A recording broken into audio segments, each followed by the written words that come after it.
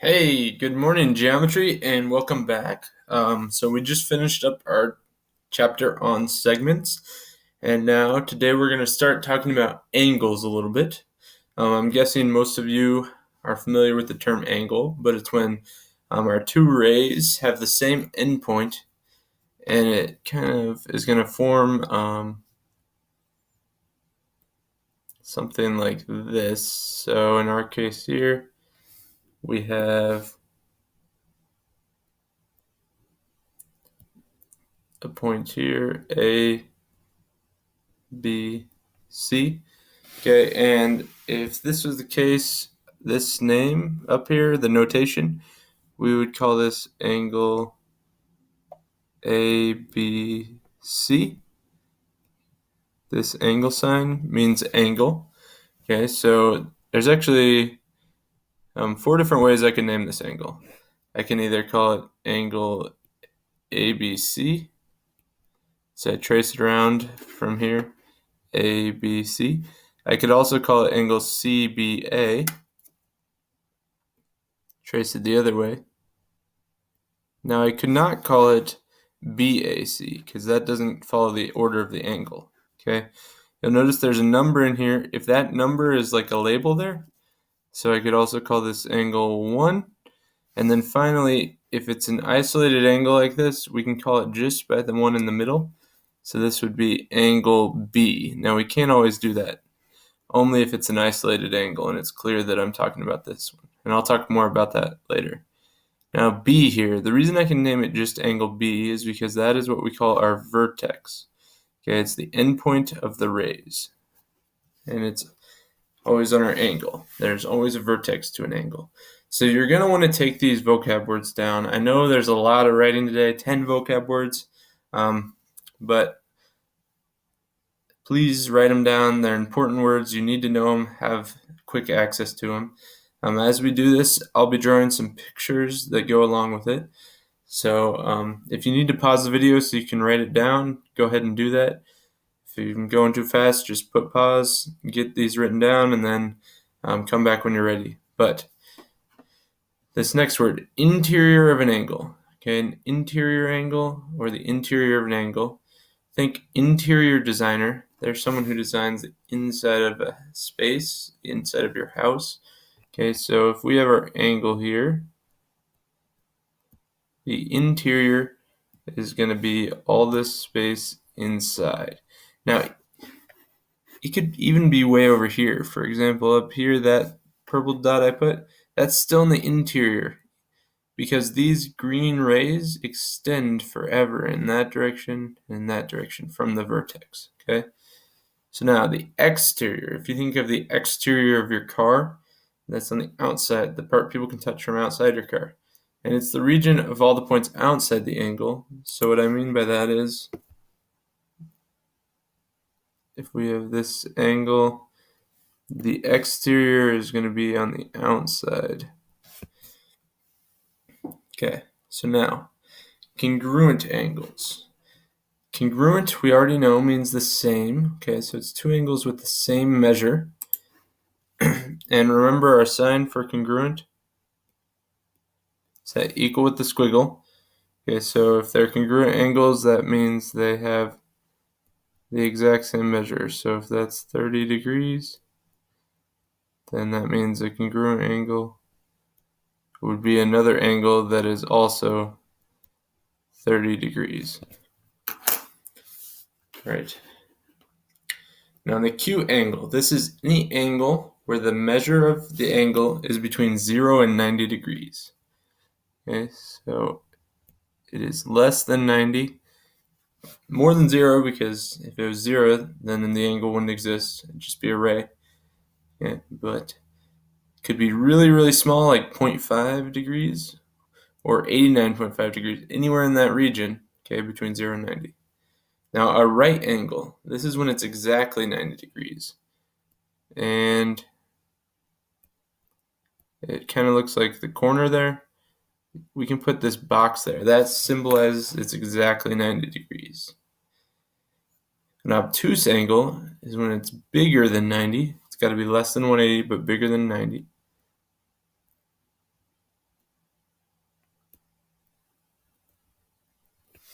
And then our final two words here, a straight angle is when it's exactly 180 degrees. The reason it's called a straight angle is because it forms a line here, okay? So the vertex is the one in the middle here, and there's one ray going to the left, one to the right, opposite rays here, and they form a straight line. This is also our straight angle. And now this final one, adjacent angles, it's when angles share a side. What I mean by that is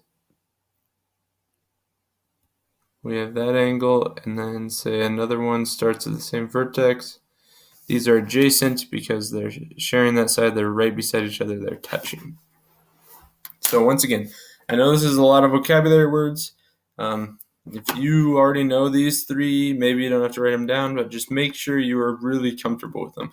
These 10 vocabulary words should be things that don't give you problems as we get to the end of this week. We should know them instantly. So if we look here, it says naming an angle. Okay, name the vertex and the sides of an angle. So if we look here, the vertex on this one is going to be B. And so I put that. Okay, now this one asks us to name the sides of the angle. Okay, so there's two rays that make up the sides right here and right here. So they're both going to be written as rays. So BA, we always start at the initial point, put that ray sign, and the other one would be BC. Now remember, with a ray, order does matter. So BA is right here, BC is right there. All right, now this one says, name the angles in the figure, name the vertex of the angle. So let's start by naming the different angles of the figure. And sorry, it's kind of hard to see, that's an S up there. So let's start with this angle. There would be two names that would be appropriate for it. Now, some of you might be thinking there's more than that, but we can't call it angle R, because if I say angle R right now, I don't know if I mean this small one, the whole big one. It's really confusing. So we have to be more specific. We need to use three letters. So I could call it SRT or TRS. Trace it either way. Okay, so I put angle SRT, and that is the angle that appears right up there. Okay, that's SRT where I put that purple. Now, maybe it'll help if I trace it out. So SRT is that one. Now in red, down here, we have two names for that one. Either TRU or URT. So once again, I don't care which one you put, they mean the exact same angle. Either way works. Okay, and now finally we have one large angle. The total of the two, if we would add them together, this big one, it'll either be SRU or URS. Once again, I don't care which one you call it. Now this final question here says name the vertex of the angles. And if we look, the vertex will always be the middle when we name it. It should be. It's also the starting point of the rays. So right here, R, SRT, TRU, SRU. R is always in the middle. Okay, so our vertex is going to be R. All right, so we've got another example. We're going to try to do the same thing we just did. So name these different angles here. So if you want to, pause it and try to do that on your own. So right up here at the top, this angle in blue, angle PQS. Once again, it also could have been SQP. I don't care. Okay, now in green, angle SQR or angle RQS. And then finally, in red here, the whole thing is going to be PQR or RQP. And notice again, all three of these have the same middle one, the same vertex of Q. So our vertex is going to be Q.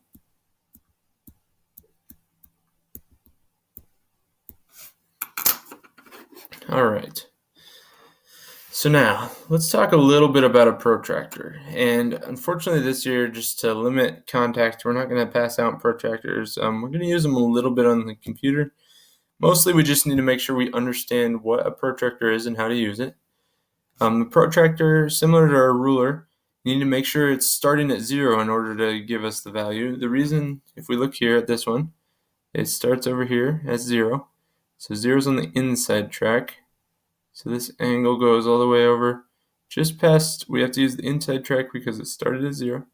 Right over here, just past 110, probably about 112, 113, maybe even 114 degrees, somewhere around there. Now, if we look here, it says use the diagram to find the measure of the angle. So measure of angle AMC. So A to M to C. Now if we look, it starts here at 0, goes to 90, so that one's going to be 90 degrees. If we were asked what type of angle that is, it'd be a right angle. Okay, our next one. Find the measure of DMV. So this one starts at D, comes to the vertex of M, up to V. Now that one goes all the way to 160. However, you might notice D does not start at 0. It starts at 50. So we have to subtract that off, and we're left with 110. Okay, so that's 110 degrees. And that would be an example of an obtuse angle. Our final one here, doing green, AME starts at A, goes to M as the vertex, over to E. Straight line, also known as a straight angle, and it would be 180 degrees.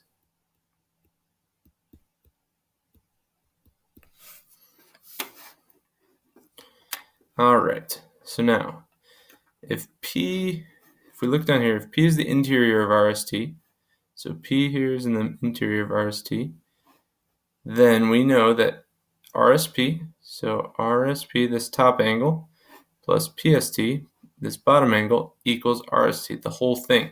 Okay, this is just like what we did last week with segments with my arm. If the part plus the part equals the whole thing. In our case, though, it's this part plus this part equals that whole angle. Okay, so let's look at how this applies. So over here, 50 degrees plus 80 degrees. We want to know what ABC is, the whole thing. We simply add them, and we'll get 130 degrees. Now, we have to be careful, because sometimes they give us what the whole thing is. So we look here at this next one.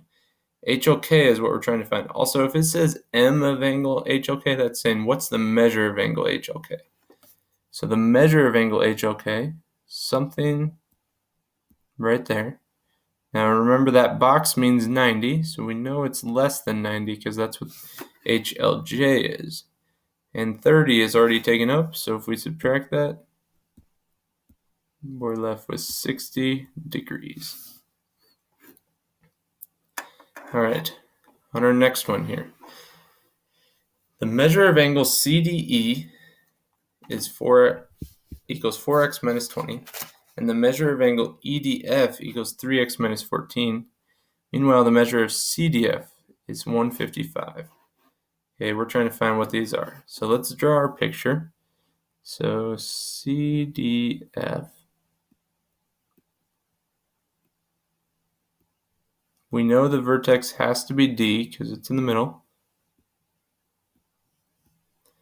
Then we have CDE here. And that one is going to be 4x minus 20 goes in the label. Over here, for EDF, we can put 3x plus 14. And we know that the whole thing, CDF, as it says, is 155.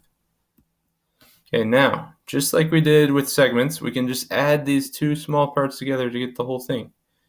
So we'll set up our algebra problem. 4x minus 20 plus 3x plus 14. If we add all that together, we'll get 155. So 4 plus 3 is 7x. Minus 20 plus 14 gives us minus x. All that equals 155 plus 6 to both sides. We have 7x equals 161. Divide both of those by 7, and x will give us 23. Now, at this point, we just need to plug it in. So look which one of these two looks easiest to plug it into. So I'll plug it in for the x. So 3 times 23 plus 14. 3 times 23 is 69 plus 14. So that equals 83 degrees. So we know that one is 83 degrees. Now you have two options. You can either plug it in here for this x, or take 155 minus that 83. We're going to be left with 72 degrees. And that's what will go right here. All right, our final one here. It asks us to label these four with either acute, right, obtuse, or straight. So let's start with the easy one over here, letter C. This is clearly a right angle. You can see there could be a box there. Letter B is also pretty easy. It's clearly a straight angle. Vertex somewhere around there. Now this one is bigger than the right, letter D, so that is obtuse. And meanwhile, A is smaller, so that is acute. So make sure you work on today's little review. It's pretty short. Tomorrow there will be another review. There's not going to be a new information tomorrow. We're going to continue practicing these concepts. But please reach out if you need any help. Hope you guys have a great day.